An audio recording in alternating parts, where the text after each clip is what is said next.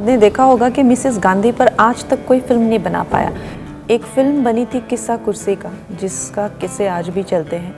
आखिर में उन लोगों आत्महत्या डायरेक्टर को करनी पड़ गई थी। कई चीज़ों का सामना करना पड़ा, फिर संघर्ष रहा, चाहे स्टूडियोज़ को लेकर हुआ हो या फंड्स को लेकर रहा हो। बहुत संघर्ष रहा। जैसा आपने देखा होगा कि मिसेस गांधी पर आज तक कोई फिल्म नहीं बना पाया। एक इंस्पायर्ड बोलना, नाम कुछ रख देना या इस तरह से तो बने हैं कुछ कुछ किस्सों पर, लेकिन एक इंटायरिटी पे अगर आप देखें तो कोई मिसेस गांधी पे फिल्म नहीं बना पाया। एक फिल्म बनी थी किस्सा कुर्सी का, जिसका किस्से आज भी चलते हैं। आखिर में उन लोगों आत्महत्या डायरेक्टर को करनी पड़ गई थी। इस तरह का जो है वो माहौल उनके लिए कर दिया गया था। तो आज के दौर में भी एक तो सबसे पहले तो हिम्मत ही हमें तब आई क्योंकि अब जो है इस दौर में freedom of expression is there. और चाहे ठीक है, हमें ये फिल्म न जाने कितने समूहों को दिखानी पड़ी। ये फिल्म की हर चीज़, चाहे वो अगर आप देखें डॉक्यूमेंटेड हिस्ट्रीज़ हो, प्रमाण देना हो, कहाँ से है क्या सोर्स देना हो, वो हमने एक एक चीज़ पे हमारी फिल्म की स्क्रूटनी हुई है, एक एक चीज़ पे। उसको पार करते हुए, उसको लांघते हुए आज हम यहाँ पर आए हैं। तो we have lot of faith in our constitution, country और सेंसर बोर्ड, जिन्होंने आज हमें अलाउ किया है। And we are very happy and very eager to show the film to the world. Kanha ji, जब आप एज ए डायरेक्टर इस फिल्म को कर रहे हो, एज ए प्रोड्यूसर भी कर रहे हो, बहुत सारा पैसा लगता है। कोई फिल्म बनाना कोई खाने का काम तो है नहीं, ऐसा नहीं। और आपको ये सब अंदाज़ा था कि इस तरह की तकलीफ़ें हमको फेस करनी पड़ेगी या नहीं? मुझे इस बात का अंदाज़ा बिल्कुल नहीं था कि मुझे इमरजेंसी बनाते वक्त इतनी ज़्यादा, क्योंकि मेरी फिल्म्स जो हैं अगर आप देखें इससे पहले उसी बजट में मैंने बनाई है। एक बड़ी कंफर्टेबली जो है वो मेरी फिल्म उस बजट में बन जाती थी। और हमेशा मेरे प्रोड्यूसर्स रिलेटिवली न्यू हुए हैं। ऐसा तो नहीं कि मैंने कभी किसी स्टूडियो के साथ काम किया हो या तो मुझे लगा मैं कर लूँगी, थोड़ी मुशक्क़त होगी लेकिन बन जाएगी। लेकिन कई चीज़ों का सामना करना पड़ा, फिर संघर्ष रहा, चाहे स्टूडियोज़ को लेकर हुआ हो या फंड्स को लेकर रहा हो। तो इस तरह के कई, और सबसे बड़ी बात कि ये चीज़ को लेकर सबको हमेशा से कॉन्फिडेंस नहीं था कि ये फिल्म बना तो दें लेकिन क्या कभी रिलीज़ हो पाएगी क्या नहीं। और ये भी था कि अब 24 इलेक्शंस तक ये बना पाएगी कि नहीं, फिर इलेक्शन के बाद क्या होता है क्या नहीं। तो ये इस करके ना ज़्यादा मुझे दिक्कतें आई। जो विरोधी स्वर उठते हैं उनका एक्सप्लेनेशन, अब तो सरकार भी ऐसा नहीं कि सरकार के विरोध से कोई फिल्म बना रहे हो या सरकार के पक्ष में कोई फिल्म बना रहे हो, आपका कोई एजेंडा ऐसा नहीं है। आप तो एक रियल कहानी दिखा रहे हो। आपकी फिल्म में एक ट्रेलर में हमने देखा डायलॉग है, राष्ट्रपति जी उसका विरोध कर रहे हैं।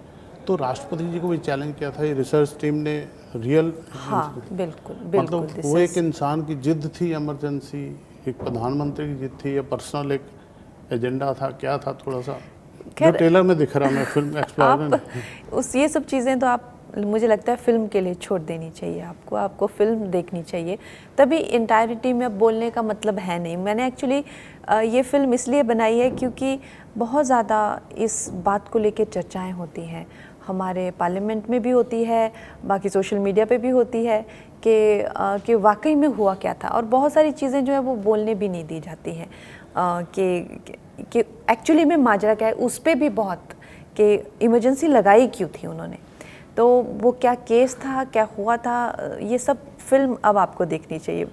खेर साहब, आपसे भी मैं पूछना चाहूँगा, आप इसमें फिल्म में जयप्रकाश नारायण की भूमिका में हैं। कितना पढ़ा आपने जेपी को इस फिल्म को करने से पहले, या क्या? मैं तो उस दौर से हूँ जिस दौर में मैं नेशनल स्कूल ऑफ ड्रामा में था, जब 1975 में इमरजेंसी लगी थी। बाकी मुझे खुद ज़्यादा रिसर्च करने की ज़रूरत नहीं पड़ी क्योंकि कंगना ने सब कुछ करके आई थी, सबका होमवर्क खुद ही करके आई थी। अभी आप इससे पहले हम इमरजेंसी के बारे में बात कर रहे थे। आई थिंक अब टाइम आ गया है इस फिल्म की सिनेमैटिक ब्रिलियंस के बारे में बात करना चाहिए। हर फिल्म जो फिल्म मेकर बनाता है वो ऑब्वियसली रिसर्च करते हैं। This will be one of the finest films made on any political subject cinematically. जब हम JFK की बात करते हैं जिस इंटरनेशनल सिनेमा में, अब इस फिल्म को हमको कंट्रोवर्सी से कि कैसे बनी, क्या हुआ, अब हम इसको इससे ऊपर वाले प्लेटफॉर्म पे ले जाना चाहिए कि now watch the film how a girl in this case from, ये इतना एफर्टलेस काम करती हैं कि इसके पीछे कितनी मेहनत करती हैं उसका अंदाज़ा नहीं करवाती हैं। इट इज़, आज आप इंदिरा गांधी को देखते हैं पर्दे पर, मतलब शी एज इंदिरा गांधी, वो हमें लगता है अरे ये तो कर दिया, but it's not that easy. इसमें इंटरनल अप्रोच जो की है, एक्सटर्नल अप्रोच जो की है, पूरी फिल्म को डायरेक्ट करना, एक्ट करना, I think she is one of the finest directors that I have worked with. Thank you so much. He's been so kind always, and I must say that you know, मेरी तो film के ये hero हैं। अगर आप देखें तो, अगर मैं एंटी हीरो हूँ तो ये हीरो हैं। तो मेरे लिए बहुत ज़रूरी था कि अगर अनुपम जी फिल्म नहीं करते तो मैं शायद फिल्म ही नहीं बनाती, क्योंकि to have his personality on screen and इनका जो फेस है, इनके फेस पे जो एक ऑनेस्टी है, जो ईमानदारी है, आप भी खुद समझेंगे कि अगर इस वक्त पे अगर ये नहीं तो कौन जयप्रकाश नारायण जी बन सकते हैं। इतने वो बड़े किरदार हैं और पॉलिटिक्स में सब उनको जानते हैं, लेकिन उनको भी जो है वो एक गुमनामी के अंधेरे में धकेल दिया गया। कोई उनका अंश बाहर नहीं आने दिया, कोई जैसे और नेताओं के साथ में किया। तो ये चीज़ भी इमरजेंसी से हमें पता चलती है कि कैसे कैसे दिग्गज नेता हुए जिनका आज हम नाम तक नहीं जानते हैं। और वो हमारे हीरो थे। मैं तो स्टूडेंट था, ड्रामा स्कूल का स्टूडेंट था, हालांकि he became the new hero of the youth of that time, who represented honesty, a certain amount of class, a certain amount of जद्दोजहद को कैसे उन्होंने वो रिप्रेजेंट किया है। और जो साहब आपकी फिल्म में एक बहुत इंटरेस्टिंग लाइन है, जयप्रकाश नारायण जी जेल में हैं, उन्हें भी पता है उनको जेल में किसने डाला है, पूरे विपक्ष को इंदिरा गांधी ने जेल में डाला, और वो चिट्ठी लिख रहे हैं उनको। जी, ये डेमोक्रेसी की कितनी खूबसूरती उस वक्त हुआ करती थी। जी, अभी तो सब धरना प्रदर्शन चल रहा है या क्या है, इसके बारे में क्या सोच रहती थी? I think dignity was a very important उस समय। जिस डिग्निटी से जयप्रकाश नारायण जी ने इसको पूरे मुद्दे को उठाया था, या आई थिंक वो उनकी खुद की क्लास बताती थी। और आपको पता है ये वाकई में ये हमारे पास डॉक्यूमेंटेड लेटर है जयप्रकाश नारायण का, हमारे पास क्या आपको अवेलेबल मिल जाएगा। उन्होंने इतना खूबसूरत लेटर प्रधानमंत्री जी को लिखा था।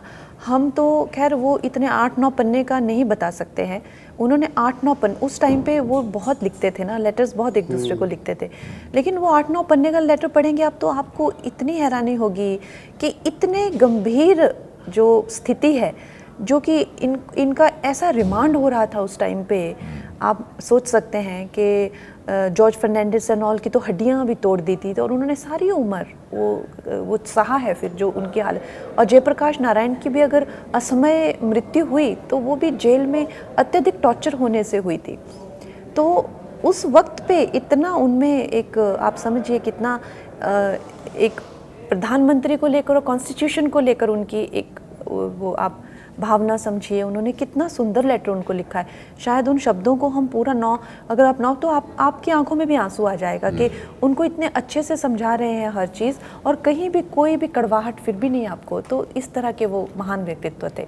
आपकी लुक्स की भी बहुत तारीफ हो रही है, इतना अच्छा मेकअप, इतना अच्छा, आपने आवाज़ पे भी बहुत काम किया है। किसको इसका श्रेय देना चाहेंगे? क्या हमारे जो प्रोस्थेटिक आर्टिस्ट हैं डेविड, वो he is the right now the best in the world. उन्होंने डार्केस्ट आवर में उनको ऑस्कर अवार्ड्स मिला, गैरी ओल्डमैन की ट्रांसफॉर्मेशन जो चर्चिल में की। तो सी हमारी छोटा सा देश है, हमारे छोटे छोटे बजट होते हैं, इतनी बड़े लेवल पे हम लोग फिल्में बनाए नहीं सकते हैं, और ख़ासकर नए डायरेक्टर्स के लिए और भी मुश्किल होता है। और फिर पॉलिटिकल ड्रामा हो या एक, जैसे मैंने कहा, एक बूढ़ी औरत की कहानी, तो उसके लिए फिर और कम। लेकिन आई वुड से कि हमने किसी भी डिपार्टमेंट में कोई भी कसर नहीं छोड़ी है। दिस इज़, चाहे वो फोटोग्राफी हो, चाहे वो छोटी से छोटी चीज़ में, मतलब I have really got the best in the world for everything. चलिए, जो आपके फैंस ने इतना इंतज़ार किया, आप खुद बता दिए कब आ रही है फिल्म अभी फाइनली, और क्यों देखने जाएं? हमारी फिल्म जो है इमरजेंसी 17 जनवरी को आ रही है। ये वही इमरजेंसी है जिसकी हर जगह चर्चे होते हैं, चाहे पार्लियामेंट हो, चाहे न्यूज़ चैनल्स हो, चाहे पक्ष हो, चाहे विपक्ष हो। तो ये क्या माजरा था और क्या हुआ था और क्यों हुआ था और उसके बाद क्या हुआ, ये जानने के लिए 17 जनवरी को अपने परिवार के साथ जाएं। और 26 जनवरी के ही पहले का वीकेंड है, तो देश प्रेम की भावना को से भी आप ओतप्रोत हो जाएंगे जब ये फिल्म देखेंगे। केशव, आप भी धन्यवाद। बोलिए। नहीं, मेरे हिसाब से ये ऐतिहासिक रूप से तो बहुत इम्पोर्टेंट फिल्म है ही, लेकिन सिनेमैटिक पॉइंट ऑफ व्यू से भी ये बहुत इम्पोर्टेंट फिल्म है। इन्होंने इससे पहले जितनी भी फिल्में की हैं, इनका काम हमेशा अच्छा रहा है।